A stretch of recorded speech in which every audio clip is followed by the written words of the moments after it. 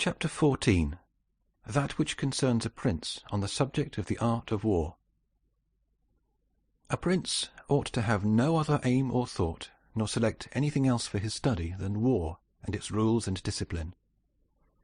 For this is the sole art that belongs to him who rules, and it is of such force that it not only upholds those who are born princes, but it often enables men to rise from a private station to that rank. And, on the contrary, it is seen that when princes have thought more of ease than of arms, they have lost their states. And the first cause of your losing it is to neglect this art, and what enables you to acquire a state is to be master of the art. Francesco Sforza, through being marshal, from a private person became Duke of Milan, and his sons, through avoiding the hardships and troubles of arms, from dukes became private persons. For among other evils which being unarmed brings you, it causes you to be despised, and this is one of those ignominies against which a prince ought to guard himself, as is shown later on. Because there is nothing proportionate between the armed and the unarmed, and it is not reasonable that he who is armed should yield obedience willingly to him who is unarmed, or that the unarmed man should be secure amongst armed servants. Because, there being in the one disdain and in the other suspicion, it is not possible for them to work well together. And therefore a prince who does not understand the art of war, over and above the other misfortunes already mentioned, cannot be respected by his soldiers, nor can he rely on them. He ought never, therefore, to have out of his thoughts this subject of war, and in peace he should addict himself more to its exercise than in war. This he can do in two ways, the one by action, the other by study.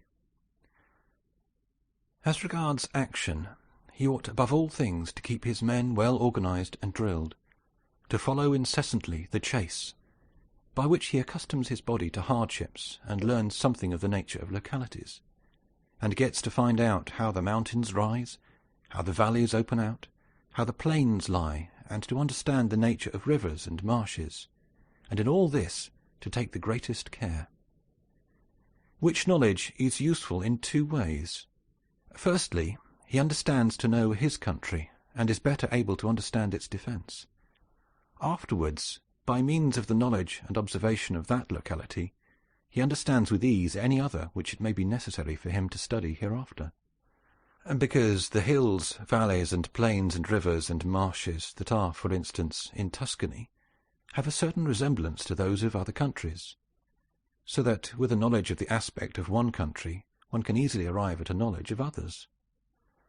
And the prince that lacks this skill lacks the essential which it is desirable that a captain should possess, for it teaches him to surprise his enemy, to select quarters, to lead armies, to array the battle, to besiege towns to advantage.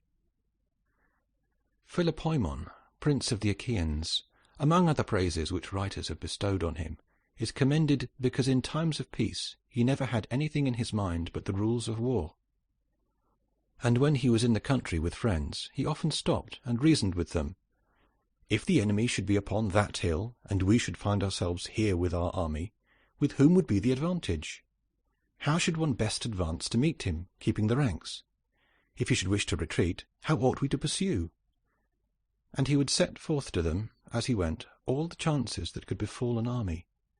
He would listen to their opinions and state his, confirming it with reasons, so that by these continual discussions there could never arise in time of war any unexpected circumstances that he could not deal with. But to exercise the intellect, the prince should read histories and study the actions of illustrious men, to see how they have borne themselves in war, to examine the causes of their victories and defeat, so as to avoid the latter and imitate the former, and above all do as an illustrious man did who took as an exemplar one who has been praised and famous before him, and whose achievements and deeds he always kept in his mind. As it is said, Alexander the Great imitated Achilles, Caesar Alexander Scipio Cyrus. And whoever reads the life of Cyrus, written by Xenophon, will recognize afterwards in the life of Scipio how that imitation was his glory, and how in chastity, affability, humanity, and liberality Scipio conformed to those things which have been written of Cyrus by Xenophon. A wise prince ought to observe some such rules, and never in peaceful times stand idle, but increase his resources with industry in such a way that they may be available to him in adversity, so that if fortune chances, it may find him prepared to resist her blows.